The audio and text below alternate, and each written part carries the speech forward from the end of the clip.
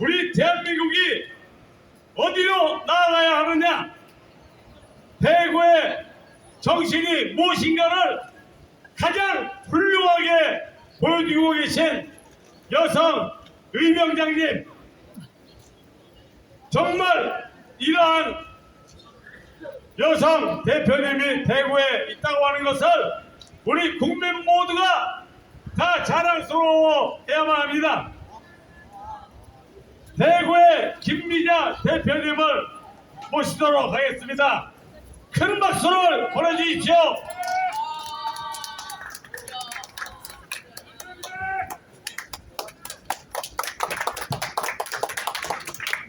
자네들 다 성공할 거야. 안녕하십니까.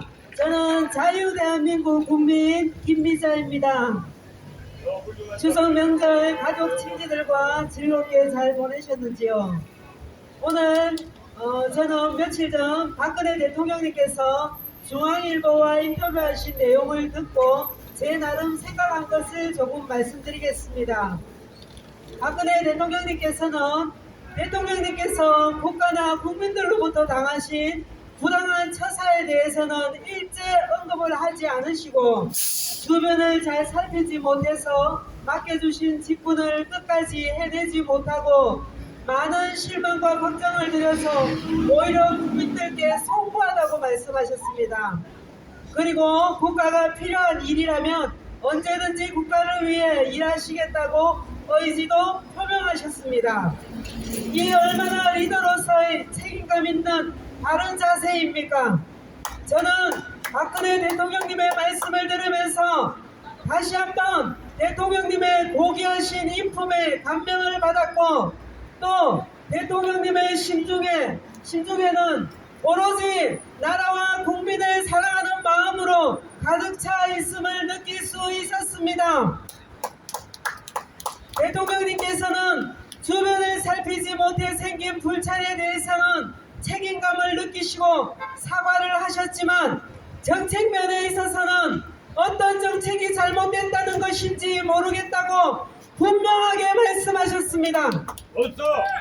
대통령님께서 시행하신 공무원연금법 개혁, 개성공단 폐쇄, 통합진보당 해산, 위안부 합의, 사드 배치, 지소미아 체결을 조속히 이루어 놓지 않으셨으면 어떻게 되었을까를 생각해 봤습니다. 첫 번째, 연금법 개혁을 다른 대통령들처럼 공무원들의 원성이 무서워 개혁을 추진하지 않으셨다면 나라와 국민이 떠안아야 될 빛이 얼마가 되었을지 끔찍합니다. 공무원연금법 개정안 1960년 당시에는 사람들의 평균 수명도 30년이나 낮았고 또 공무원 수도 얼마 되지 않아 그 법이 효율적이었지만 50년이 지난 2013년 당시 사람들의 평균 수명이 30년 연장이 되었고 연금 수급자도 1983년에 6,000명에서 30년이 지난 2013년에는 37만 명에 달해 60배가 증가함으로써 재정적으로 적자가 아주 심각해졌습니다. 그런 상태에서 연금 지급을 시대와 상황에 맞추어 개정하지 않고 그대로 유지했을 시에는 차후에 태어나는 세대들이 떠안아야 될 세금 부담과 재정적 적자가 눈덩이처럼 커져 대한민국의 기반을 흔들 수 있기 때문에 대통령님께서는 공무원들의 희생과 양보를 부탁하시면서 과감하게 단행하셨던 것입니다.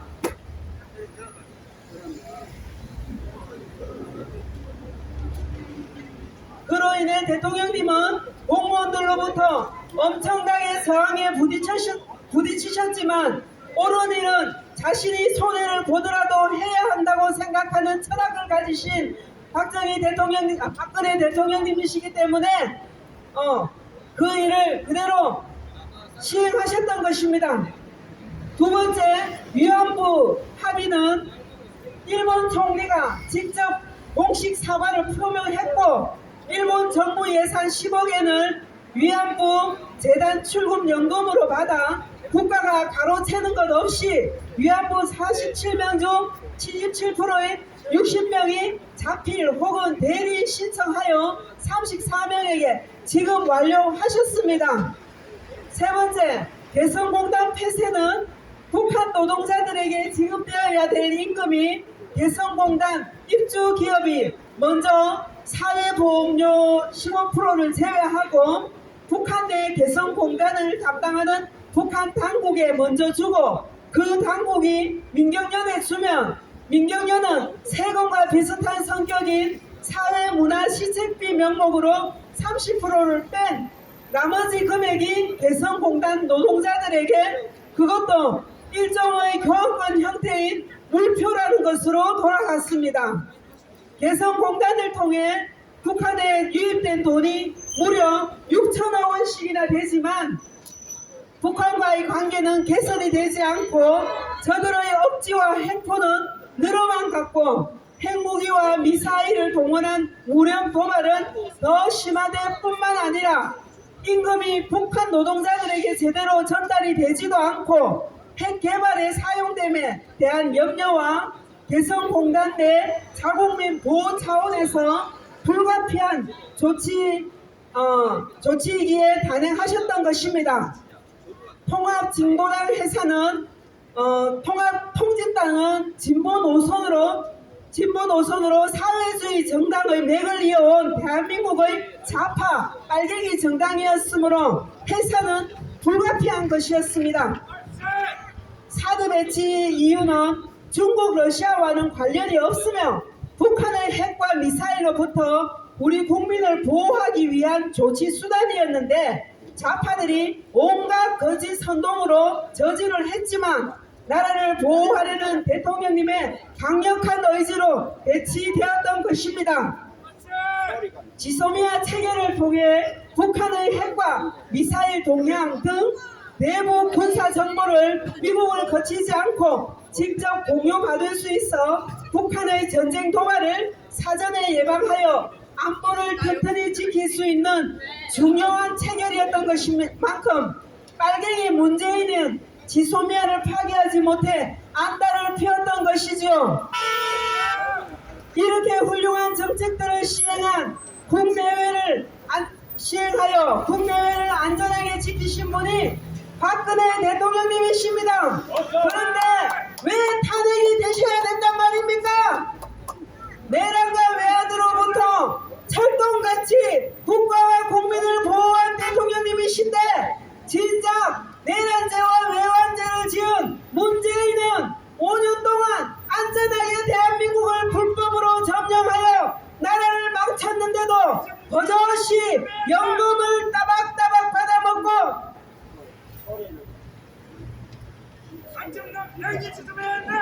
병원도 65명이나 쓰면서 세금을 축내고 있고 대장동 등 수많은 죄를 지은 이재명을 구속하지 않고 기각하는 검찰, 제대로 된 검찰 맞습니까? 이래도 현재 대한민국이 진정한 대한민국입니까? 헌법 84조를 어기지 않으신 분은 구치소에서 5년 세월을 옥고를 치르게 하고 헌법 84조를 어긴 문재인은 아무런 제재도 받지 않고 버젓이 생활하는 현재의 대한민국이 불법 대한민국이지 어떻게 자유 대한민국이라고 말할 수 있겠습니까? 나라를 통치하는 헌법이 누구에게는 불합리하게 적용되어도 되고 누구는 엄청난 죄를 지어도 아무런 제재를 받지 않는다면 그 헌법이 무슨 소용이 있습니까? 그런 헌법이 어떻게 나라를 통치하는 헌법으로서 권위가 있다고 말할 수 있겠습니까? 안 그렇습니까? 나라를 통치하는 헌법을 주관하는 헌재가 불법을 양산하는 불법 집단이 된 현재의 대한민국이 개탄스럽습니다. 하지만 하나님께서 세워두신 우주의 법칙, 심은 대로 거두는 법칙이 시퍼렇게 살아있으므로 문재인과 이재명 그 외 불법 탄핵에 연루된 자들은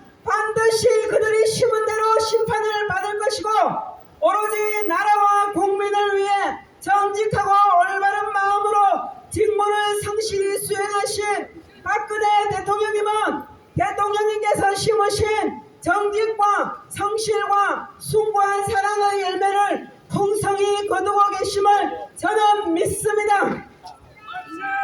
2017년 3월 10일 위헌 파면 선고는 그야말로 헌법을 어긴 파면 선고이므로 원천무효이며 위헌 파면 선고 이후 치루어진 모든 선거는 또한 불법 정부에서 치루어진 것이므로 원천무효입니다. 그러므로 문재인과 윤석열은 대한민국의 헌법상 정당성이 없는 불법 가짜 대통령들인 것입니다. 어서 대한민국의 합법적이고 정당성 있는 현직 대통령은 박근혜 대통령님이십니다. 어서 이제 곧 자랑스러운 모습으로 청와대로 반드시 다시 입성하실 것입니다. 여러분 저와 같이 구호를 제청해 주세요. 제가 선창하겠습니다. 박근혜 대통령님 만세! 만세! 자유대한민국 만세! 만세! 오늘도 우리 박근혜 대통령님의 부친이시오 우리 대한민국 국민들의 아버지이신 박정희 대통령님께서 작사 작곡하신 나의 조국을 힘차게 부르며 마치겠습니다. 감사합니다.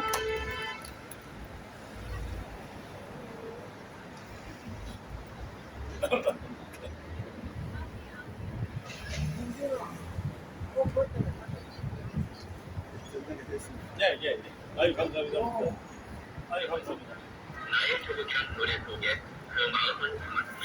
우리 힘차게 부릅시다.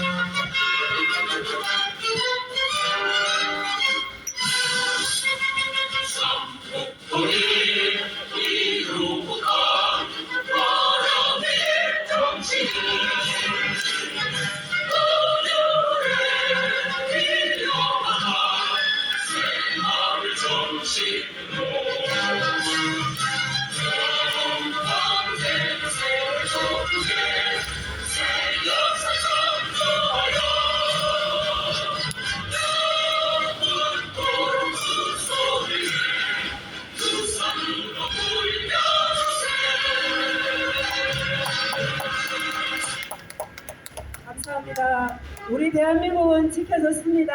하나님이 보호하사 우리 자유 대한민국 지켜졌습니다. 박근혜 대통령님 당당하게 청와대로 반드시 복귀하십니다. 그날이 멀지 않았습니다. 여러분 우리 자유 대한민국 승리했습니다.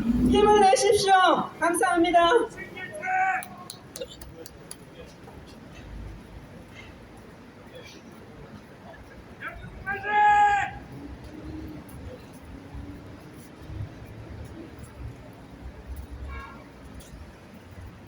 모셔드리고 올게요. 네.